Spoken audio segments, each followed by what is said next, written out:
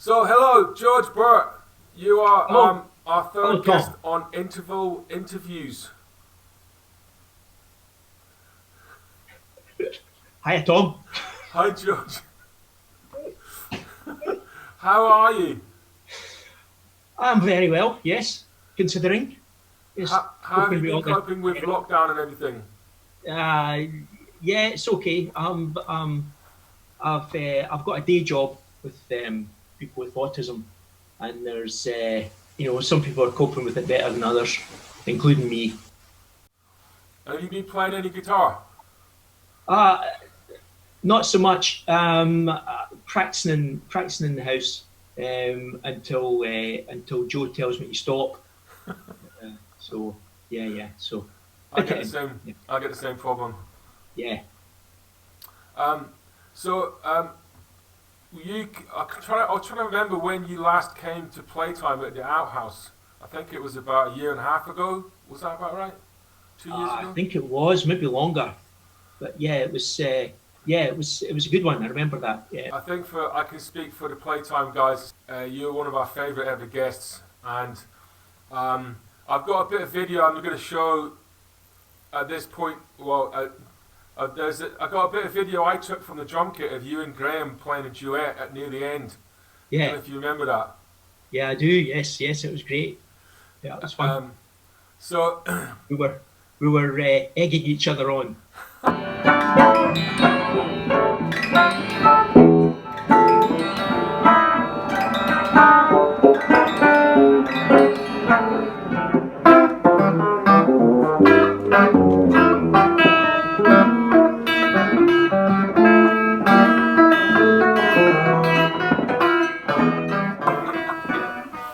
I think the thing is that at Playtime we play a very quite a broad range of stuff from like real jazz stuff right across to free improv and quite experimental stuff. And I guess you're on the more experimental end. How do you see yourself fitting on that sort of spectrum? Um. Yeah. Well, one of the things I really like, and I've always liked, even as a listener before I started playing, was that thing where you don't know what's going to happen next, and you get the impression that the players are just making it up as they go along. Sometimes they are making it up as they go along. Sometimes they aren't. Sometimes they're making up a bit, and then they're easing into something else. So that's the thing I've always wanted to achieve, and it's with this duo with Clean Out, we're I think we can get pretty close to that kind of seamless thing where you don't really know what is this a written bit? Is she making it up? Is he making it up? What's happening? Is this a bit risky? What's going to happen next? That kind of stuff. So you just released an album, I think, the two of you. Yeah, we recorded that. Well, Clina sings with Scottish Opera, and we met up at the Glasgow Improvisers Orchestra. And so fitting in between her schedule, she lives in Edinburgh, travels through to Scottish Opera. I'm kind of living in Glasgow at the moment. So getting things to meet up to record things, it was kind of late summer, autumn time last year, and then we spent most of the lockdown fiddling about with covers and what we're going to put on the cover and just making the record really. And do you have is your stuff with Clona completely improvised or a mixture of that and compositions? Well, I suppose I should keep that as a kind of trade secret, Tom. They that there's Clina's a really nice songwriter. She writes. She's got a kind of folky background, so she's writing these really interesting little songs. They're quite quirky, and and I've written some songs over the years for the Burt McDonald group, which has a female singer. So we've been writing stuff from a female, trying to write stuff, that's going to suit a female performer. So using those, and then we're both really good. I think we both really enjoy working in the improvisers orchestra, and you can hear you think, well, that's working. That could work as a duo. So we had a go and tried it. Okay, so next week, have you got a plan for how you're going to utilise the playtime regulars in Resources. your vision? And have we got to wear costumes? Is there going to be like hair concept? No, I think the usual band's uniform of baggy t-shirts and distressed jeans and worn down baffies will do the fine. Great. And have you seen Bill Wells recently? Any news of the great maestro? The great maestros, he's doing well. He's he's steadily getting more like himself. Yeah, he's doing well. We used to have a band together, me, you, and Bill. Yeah, we should do that. He's playing beautifully. He's writing a lot of stuff. Yeah, he's doing really. He just issued. I don't know how you would get this, but he's just issued a 2-volume thing of dreams, winter dreams it's called, and it's these little short things that occur to him in dreams. There's a kind of there's one that really struck me, which was a kind of combination of Antonio Carlos Jobim and Tarkus from ELP. It's really bizarre kind of stuff, but typical Bill. Is it online, George? It will be, yeah. I'm not sure what the link will be, but it's it'll be there. I'll try and find that because yeah, I mean he's one of our national treasures. And he certainly is. I think he's kind of got fed up with the commercialisation of music, so he was issuing this stuff for free for a time. So meet me out there. Yeah, well, that's not a problem for us in the Playtime jazz sector. Yeah. The over commercialisation of music. No, certainly not. No. And what's happening with Geo? Are you doing a lot of stuff with Geo? Yeah, Raymond and artist called Ross Burrow. They've been doing things on Tuesday nights using Zoom. Right. So we just play in Zoom and we just accept all the stuff that people complain about with Zoom. About the delays and so on. We just go for it and just accept the delays and try to play with them. And we're getting some really nice results. And then Ross has been editing them into little films, highlighting different people in different times in the boxes and so on. So they're looking pretty good, yeah. So how many people do you have on one session? So the most I've seen is about 18. Right. And usually it's 9, 10. And there's a lot of chat, There's a lot of leathers and how you doing and how you coping and all this kind of thing. People are getting really. I see you've got the background. Folk are getting really creative with backgrounds and green screens and stuff. You can see green screens pinned up in their bedrooms and different images and things flashing about. It looks really good. Yeah. I'll try and get you a link from. It should look good. Yeah, no, we did quite a lot like that in Playtime during lockdown, and we were doing it. Well, the video was through Zoom, but we were using some other things for the audio, and we ended up really enjoying it. As did a lot of creative music making. Right. I think the most we had was 5 people. Right. And how was that in terms of delays and things? Did it work okay? Well, basically, the person that's sending it out to the world, which was me. Yes. I hear everybody with their sound when it arrives to me, and I play with it, and that's what the audience hears. So they hear exactly what I'm hearing and what I'm playing in real time. So the main delay would be for the other musicians hearing me going back to them.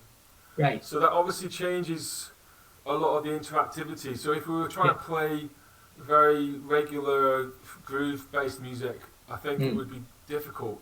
But certainly we found that, for example, Mario could play a groove and just stick to it, and then I could play along with his groove.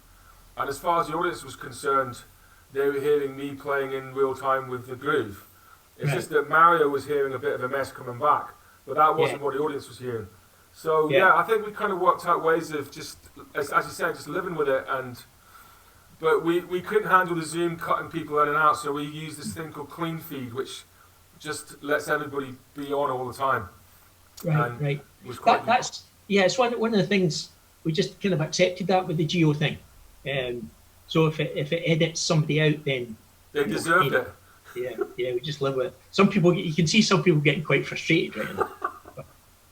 But Do you think Raymond has got this sort of control panel where you can just switch people off without them realising? Yeah, well, yeah, maybe Raymond has, yes. It's a vast quantity of keyboards and things in his office in the university. Yeah. And are you planning to bring any? I know that sometimes you play your guitar with objects. So are you planning to bring any objects next week? I used to do that a lot. Tom. But there's more and more dents start to accumulate in my guitar, and I was thinking, I think I'm entering a kind of classical stage here, and I'm going to be pure. Okay. So I might, yeah. I'll see what I've got. Fred Frith was the great man for that. He had a lot of chains and brushes and all kinds of stuff, in a big tray. That was one of his things on the rider, was you had to have a little stand with a space for all his brushes and hacksaw blades and all the rest of it. Did you see him play with John Zorn at the Third Eye Centre? Yeah, that was a great gig. Yeah, I was at that. Great. I don't know. I don't know if we've talked about this before, but there was a moment in that gig when John Zorn hit this really high harmonic, and it was quite a small room, and it was incredibly loud. And then Fred Frith hit a sort of similar note. It was just slightly out, and it felt like the inside of my brain was distorting and pulsing.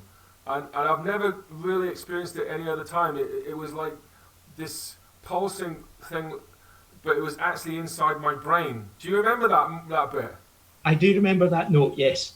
It was, yeah, it's good. Yeah, never really been the same. No, it's good. It must be good for us, Tom. I think it must be good for us. Well, yeah. I mean, I think it reorganised some things in there. I think it was because it was incredibly loud, but also these two pitches very slightly out of tune with each other. Yeah. But it was very definite feeling of it going inside my brain rather than being outside in the room. Something came inside my brain. Yeah. He's serious dudes, those guys. Yeah. I remember seeing we had Rodri Davis a few years ago, and he had a little homemade harp with little guitar strings on it, and he played it so hard that it started to break. Things started, and then you could see people leaning forward, thinking, how long is it going to take before it's completely and utterly unplayable? It was great, really loud as well, really pretty loud. Yeah. I mean, I used to do a lot of stuff with. I went through a phase of using electric drills with string in them. Yes. Because it was originally it was a spoof idea that John Ray and I had to make drum videos where we would start off slow and speed up, and then at a certain point we would just hold drills that were spinning incredibly fast. But I kind of got into it as a way of you could make these very fast kind of beautiful rolls with the string hitting the drums. Yeah. And because unknowingly, but what would happen is the string would sort of break off a little bit, so it would create this kind of quite beautiful cloud of. But I felt there was a period when it was really fresh for me, and I was enjoying it, getting new sounds with it. And then there was a point when it started to become a bit of an act that I did, and then I stopped. So I find you stop doing those sort of things when it stopped being fresh for you, even though it might be fun for the audience. It's got to be fresh for you. Yeah, exactly. I agree. One of my favourite players is Susan Alcorn, pedal steel player, and she's got a very, very pure, very restrained. It's free, her music's improvised, but it's very, notes absolutely pure and held. It really is. It's lovely. So yeah, that's I'd love to. Bill also, he's got a very pure sound on guitar. I really like that. Yeah. Well, George, I think that's probably about enough. We need to get back to the gig, but we're looking forward very much to seeing you next week and meeting Cleona. And God, it's going to be a complete new leap into the unknown. And I'm looking forward to it very, very much, and it's going to be great to see you again. So Yeah, that'd be great. thanks a lot for coming on. Not at all. Right, thanks, Tom. All Cheers. right, cheers, George. Cheers.